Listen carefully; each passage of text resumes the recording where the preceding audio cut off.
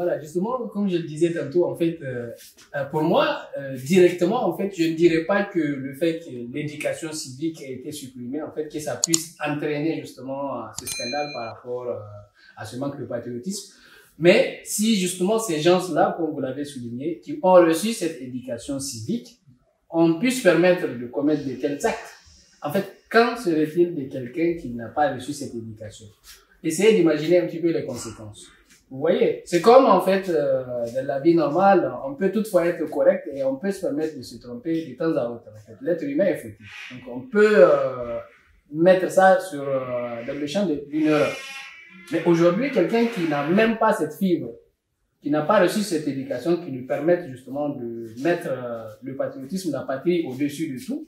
Donc pour lui, ça risque d'être quelque chose de normal plus tard. En fait, commettre de tels actes, détourner les fonds, minimiser la patrie, minimiser tout ce qui est public. En fait, ça risque d'être une normalité. Et aujourd'hui, c'est le combat d'aujourd'hui en fait. Il faut lutter contre ça parce que c'est en train de s'installer déjà. Tout ce qui appartient à l'État, tout ce qui est public, en fait, pour nous, c'est casse tout, brise tout. Donc il ne faut pas, c'est pas nécessaire d'en prendre soin. Or, ça doit être tout à fait le contraire. On doit oublier nos biens personnels et on doit accorder une importance capitale, sacraliser, si je peux le dire, en fait, tout ce qui est bien de l'État. D'accord, merci. Avez-vous une réaction par rapport à cela, monsieur? Voilà, et merci de me redonner la parole pour réagir par rapport à ce que M. Suleiman a dit. Donc vraiment, je partage beaucoup, je partage vraiment ce qu'il a dit. En fait, je pense que c'est important de faire en sorte que les biens de l'État soient préservés. C'est-à-dire, vous vous rendez compte qu'au Niger, par exemple, quand il y a des grèves, quand il y a des manifestations, comme l'a dit Suleiman, c'est casse-tout. C'est-à-dire, c'est l'occasion pour les gens de déverser toute leur frustration sur les biens de l'État. C'est-à-dire, il y a des gens au Niger qui n'attendent que ça. C'est-à-dire qu'il y ait ce genre de situation-là pour en tirer profit et puis casser tout, etc.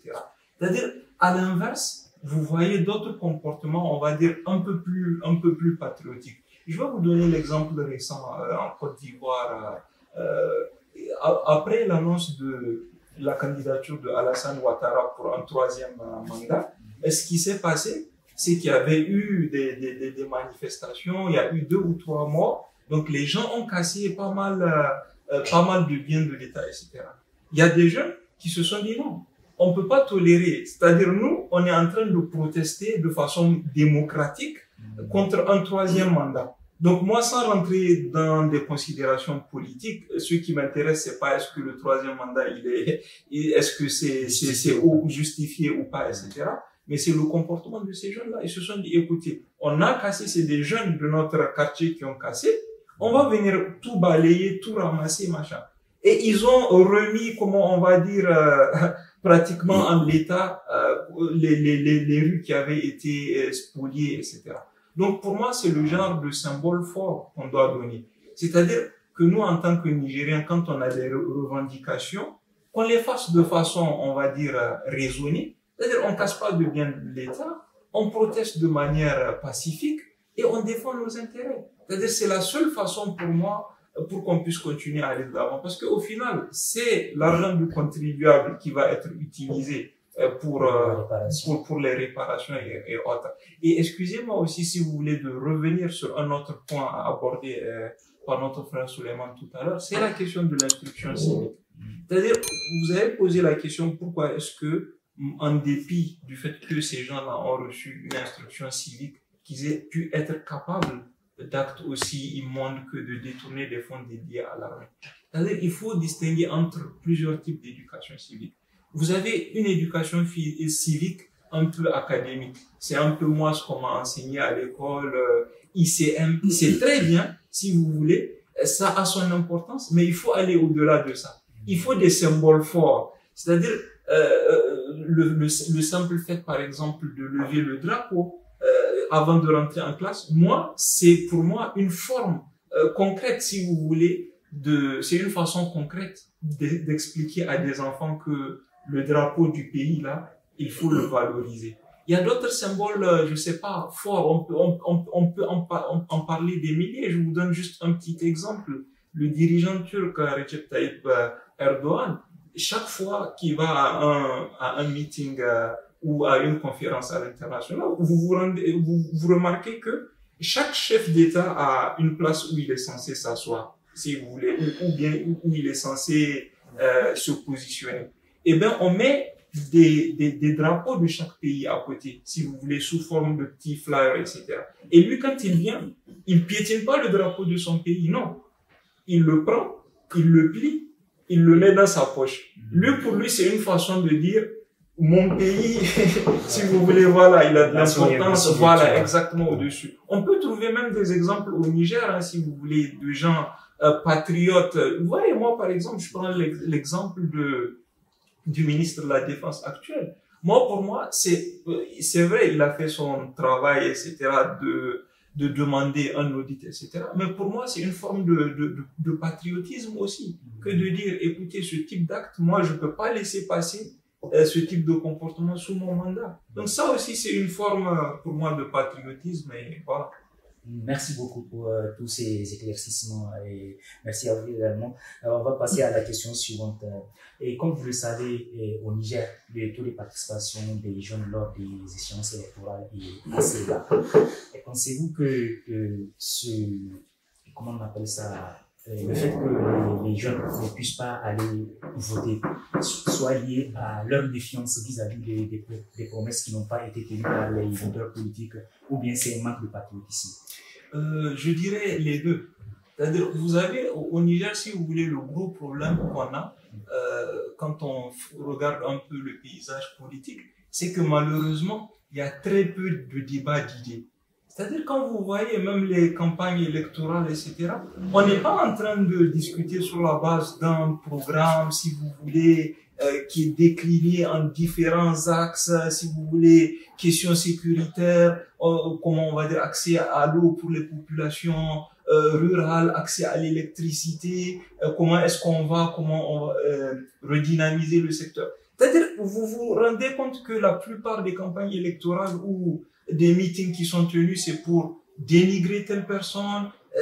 Donc, si vous voulez, moi, je comprends sans justifier. Hein. C'est-à-dire, je comprends sans justifier le fait que certains, si vous voulez, soient découragés. Parce qu'au final aussi, pourquoi est-ce qu'on part à des élections? On part à des élections parce qu'on veut voter pour un parti politique qui a un programme qui correspond peut-être à nos idéaux. Mais comme il y a peu de débats d'idées, au final, les gens se disent, OK, qu'est-ce que vous nous proposez? C'est-à-dire, c'est ça la question que les gens se posent. Et en quoi est-ce que c'est différent de ce que l'autre va nous proposer? Est-ce que vous nous proposez vraiment une réelle dynamique de développement, des opportunités réelles, on va dire, d'emploi ou bien des opportunités entrepreneuriales? Est-ce que vous nous offrez cela? Pour moi, c'est ça la question. Après, il y a la question du patriotisme aussi, mais dans une mesure moindre que le fait qu'au final, les gens ne s'identifient pas. Et moi, j'ai une ferme conviction, c'est que faible participation à une élection présidentielle, ça ne peut dire qu'une chose. Soit que les gens, si vous voulez, en ont eu assez d'une classe politique parce que après 60 ans d'indépendance, on ne voit rien de concret. Donc, au final, c'est peut-être du découragement qui est lié à ça. C'est peut-être lié au faible débat d'idées, etc., etc. Donc, c'est un peu, si vous voulez, tout ça. Au final, c'est un ras-le-bol, si vous voulez, c'est de la frustration. Peut-être, voilà. Moi, pour moi, c'est les principaux facteurs. Et avant de passer la parole à notre cher juriste internationaliste, je voudrais clarifier quelque chose. Oui. Les jeunes, aujourd'hui, on dit que ils se méfient des hommes politiques qui ne tiennent pas leurs promesses. Mais n'était pas temps que ces jeunes participent activement à ce processus politique pour qu'il y ait un réel changement aujourd'hui au Niger? Bon, moi, je pense que les jeunes participent à ce processus politique. Moi, je vous dis, les plus gros partis, si vous voulez, les plus grands partis, et même de nouveaux partis qui viennent d'être créés, vous avez pas mal de jeunes qui sont actifs. Que ce soit au niveau local, d'un quartier, voilà, c'est le président de la section jeune, par exemple, de tel parti, c'est le président. Donc, il y a de la représentativité des jeunes, moi, je pense, au sein de ces partis. Est-ce que cette représentativité-là, elle est assez normale? Je peux pas vous mettre de curseur. Par contre, ce qu'on voit aussi à l'inverse, c'est qu'il y a pas mal de jeunes qui se désintéressent totalement du processus électoral, qui partent pas du tout voter. Donc, si vous voulez, c'est les deux. Et moi, je dirais aussi que certains jeunes, si vous voulez, qui adhèrent à certains idéaux de certains partis, c'est pas tant lié à une question de patriotisme, si vous voulez promouvoir, on va dire, contribuer au développement du pays, etc. Mais c'est aussi se faire une place au soleil aussi. C'est-à-dire parce que au final, c'est ça aussi. C'est-à-dire si on avait, si vous voulez, un paysage politique qui est assez structuré où, par exemple, on pourrait avoir des partis politiques avec des identités claires. Et je vous donne un exemple tout simple. Dans les pays un peu plus développés, etc. C'est-à-dire, vous avez plusieurs types de partis. Vous savez que tel parti, c'est un parti socialiste. Vous savez que tel parti, c'est un parti, on va dire, républicain. Tel parti, c'est le parti vert, etc. Et en fonction de vos idéaux et comment est-ce que ça matche avec la vision du parti, vous vous positionnez. Mais au Niger, vous avez cette difficulté-là. C'est-à-dire, tel parti, qu'est-ce qu'il véhicule? Parce que parfois, on voit du tout et son contraire parfois. Donc, c'est pas très clair le paysage politique au Niger, à mon avis. D'accord, merci beaucoup. Et Monsieur Suleiman, avez-vous quelque chose à dire à propos de cette question? Je vous remercie déjà. Pour moi, en fait, disons, cette question de jeunes qui souvent choisissent, en fait, de ne pas complètement participer au processus électoral, n'est pas en soi un manque de patriotisme. Je pense qu'il y a une certaine incompréhension, voire une méconnaissance, en fait, de nos prérogatives, voire de nos droits, en fait, civiques et politiques, qui engendre une certaine méfiance, voire une frustration, comme l'a soulevé Maliki tout à l'heure. Ce qui se passe, c'est que depuis très longtemps, en fait, la jeunesse a toujours vu la politique au Niger comme étant, excusez-moi l'expression, un gâteau partagé d'avance. Comme une table, en fait, déjà servie, autour de laquelle il n'y a plus de place pour nous autres les jeunes. Vous voyez? Et ce sentiment-là, en fait, cette façon de voir les choses engendre justement cette méfiance. Et les jeunes, il faut le souligner, les jeunes qui choisissent souvent, très souvent, de ne pas justement participer, c'est des jeunes qui sont de plus en plus conscients, qui commencent à se poser les bonnes questions, en fait, qui se rendent compte que la représentation ne me convient pas ou ne convient pas à mon pays. Donc, plutôt que de faire un mauvais choix, moi, je préfère ne pas choisir. Or, c'est là que se trouve l'erreur, justement. Parce que quand on refuse de participer complètement, c'est que quelque part, on cautionne aussi. Comme on dit, qui ne dit mot consent. Donc, plutôt que de refuser de participer, je pense qu'il vaut mieux prendre son courage à deux mains et faire ce choix, malgré qu'il soit difficile. Parce qu'il y a toujours, il n'y a pas de mauvais. J'en suis sûr qu'il doit y avoir toujours un choix beaucoup plus acceptable. Donc, si je considère que tel ou tel représentant, tel ou tel parti n'est pas à même de représenter mon État, je dois faire mon choix parce que en faisant mon choix, ça peut permettre justement soit à bloquer ou à permettre au choix que je considère comme le mieux pour le pays d'y aboutir. Donc, et maintenant par rapport à l'autre question justement, en fait, par rapport à cette question de représentativité que Maliki a soulevé, justement, en fait, ce qui est malheureux, c'est que la majorité des jeunes, en fait, ne sont pas assez représentés, en fait, dans ces partis politiques. Et qu'est-ce qui fait ça? C'est qu'aujourd'hui, les jeunes qui sont de plus en plus conscients ont du mal à choisir. Comme il l'a soulevé tout à l'heure, parce que le climat politique est assez ambigu, en fait, voire contradictoire.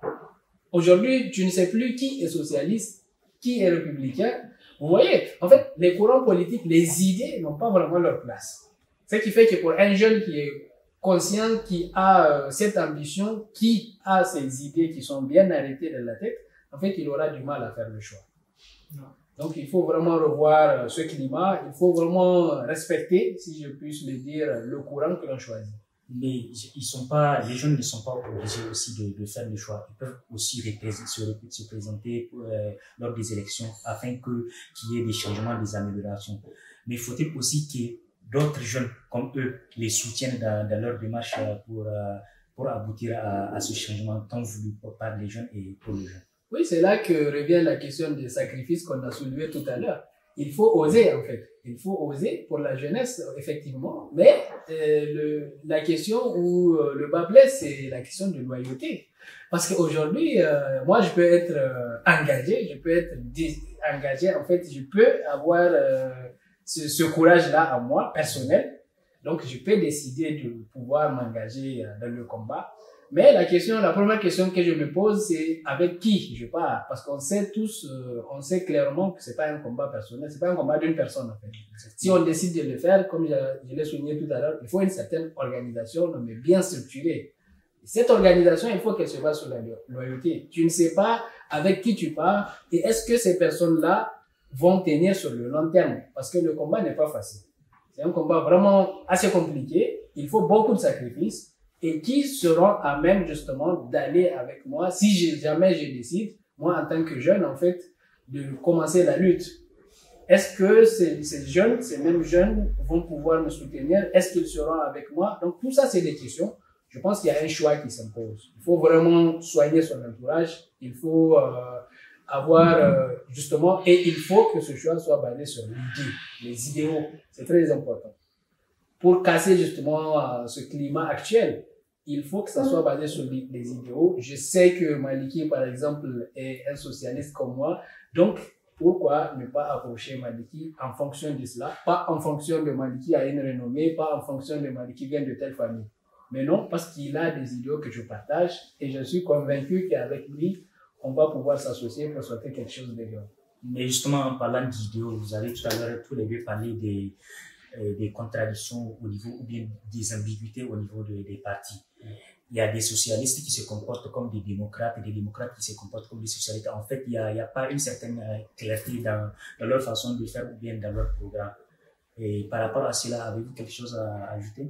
Je pense qu'aujourd'hui, en fait, la politique, c'est pas quand même... bon, c'est vrai que on dit souvent jeu politique, mais c'est pas vraiment un terrain de jeu. Il faut quand même qu'il y ait une certaine moralité, même au sein de la politique, en fait. Il faut qu'il y ait une certaine éthique et déontologie, en fait, comme dans n'importe quel domaine. C'est-à-dire, on a fait un choix de créer un parti sur une base, sur un idéal. Donc, nous devons, en fait, respecter cet idéal. Lorsque nous serons amenés à diriger le pays, lorsque nous prenons le pouvoir sur la base de cet idéal-là, nous devons le respecter à tout prix, en fait. Et nous devons toujours aller dans cette lancée. Il est vrai qu'on ne va pas demander à un parti socialiste qui a fait le pouvoir de faire que du socialisme. Mais quand on voit les réalisations, on doit plus sentir, en fait, le courant que vous avez choisi. Donc ça, c'est une question de respect, tout simplement. De se respecter, de respecter son parti, de respecter son choix. D'accord, merci beaucoup. Avant de marquer une pause, j'aimerais revenir vers vous. Si vous avez quelque chose à ajouter par rapport à tout ce qui a été dit. Oui, moi je voulais ajouter par rapport à ce que Suleiman a dit tout à l'heure et plus globalement par rapport à la question que vous avez posée. Donc la question c'était un peu peut-être la participation des jeunes dans le processus politique. Mais moi je dirais en fait de plus en plus, et bon personnellement je le remarque, c'est que comme substitut, si vous voulez, à la participation politique, les jeunes s'orientent de plus en plus vers la société civile. C'est-à-dire, bon, pour certains, plutôt que de s'engager dans la politique, je sais pas, faire des promesses, ne pas les tenir, entrer dans un jeu qu'on ne maîtrise pas, etc. Beaucoup s'orientent vers des associations. Donc, soit en tant que, je sais pas, salarié, président, fondateur d'association. Et vous le voyez aujourd'hui. Les thématiques, elles sont vraiment diverses. Vous en avez certaines qui opèrent dans le milieu rural sur des problématiques telles que l'éducation. Et beaucoup de ces associations-là, si vous voulez, elles sont portées ou elles connaissent une participation importante de jeunes, que ce soit dans le domaine de la salubrité aussi. Et vraiment, il y a des jeunes qui sont vraiment actifs dans ces domaines. Donc pour eux, en fait, c'est peut-être si on ne peut pas contribuer dans le processus politique, on s'insère, si vous voulez, dans le domaine associatif avec au final le même objectif. C'est contribuer in fine au développement du pays. Merci d'avoir soulevé cette question de la société civile. Avant, j'aimerais apporter quelques éléments enfin, je vais vous poser une question par la suite. Ouais. Et il se trouve qu'aujourd'hui, c'est vrai que les jeunes s'impliquent dans la société civile, Ouais. mais on voit généralement que les membres de la société civile, ou bien la société civile elle-même, se politisent de plus en plus. Voilà. Dès qu'il y a quelque chose qui se crée, il y a un homme politique qui vient instrumentaliser la chose pour que ça soit abandonné dans son sens, quoi. Et qu'est-ce que vous avez à dire à propos de cela? Merci de la question, Monsieur Farouk. En fait, si vous voulez, au Niger, effectivement, la frontière entre la société civile et le politique, elle est pas du tout claire. Donc moi, effectivement, quand je parlais de la société civile, c'est un peu dans sa définition vraiment, on va dire, objective. C'est-à-dire, voilà, le tissu associatif. C'est-à-dire sans aucune politisation. Après, si vous voulez, ce qui est difficile aussi, c'est que nos pays, si vous voulez, c'est des pays où quand même il faut dire que le taux d'alphabétisation il est très bas. Il faut dire aussi que nos institutions, elles sont quand même aussi, on va dire, à un état natif, etc. Donc du coup, vous avez toujours ces chevauchements. Vous pouvez même, comment on va dire, parler de chevauchement aujourd'hui entre l'exécutif et la justice. C'est-à-dire, si vous voulez, c'est des problématiques aujourd'hui et qui ne concernent pas que le Niger. Mais indépendamment, moi, je pense, de la politisation de certains acteurs associatifs, il faut dire qu'au Niger, quand même, comme dans beaucoup de pays de la sous-région, la contribution de la société civile, donc société civile vraiment au sens de association, voilà, au sens vraiment propre et noble du terme, on voit que cette société civile, elle est hyper active. Aujourd'hui, quand il y a des inondations au Niger, si vous voulez, c'est qui les acteurs, si vous voulez, qui vont au front majeur, etc. C'est vrai que l'État, le gouvernement a fourni pas mal d'efforts, etc. Mais au final, les efforts aussi que la société civile, les associations, elles fournissent, c'est vraiment titanesque, c'est vraiment énorme. Et là, c'est vraiment une forme excellente de contribution aujourd'hui des jeunes. D'accord, merci beaucoup. Nous allons marquer. Alors, juste avant la pause, je vous demande juste 2 minutes très rapidement. Non, je vous accorde 1 minute. D'accord, merci beaucoup. Alors, j'aimerais juste ajouter justement quelque chose par rapport à cette question de l'intervention de la société civile. Vous savez, on a une tendance à croire au pays, en fait, au Niger, que on a une tendance à vouloir tout attendre de l'État. Et ça aussi, c'est malheureux, en fait.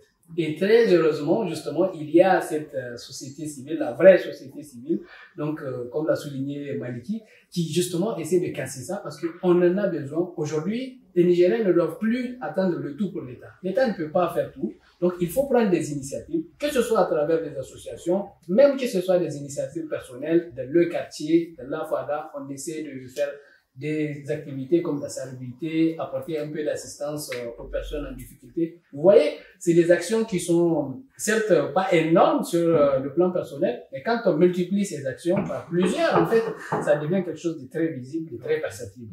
Et juste un petit point, c'est la question pour revenir associé à la question du patriotisme, en fait, la valorisation du local. Moi, je pense que au Niger, il faut qu'on revoie cette question, en fait. Des fois, on a tendance à ne pas tout de suite aimer, en fait, ce qui vient du local, ce qui sort de chez nous. Or, ça, c'est très important. Aujourd'hui, c'est une sorte de patriotisme aussi. Il faut qu'on priorise, en fait, oui, il faut que l'on priorise, en fait, ce qui est local, ce qui vient de chez nous, au détriment de ce qui vient de l'étranger. D'accord, merci beaucoup pour toutes vos réponses et vos éclaircissements. Nous allons marquer une petite pause pour revenir dans la deuxième partie. Merci.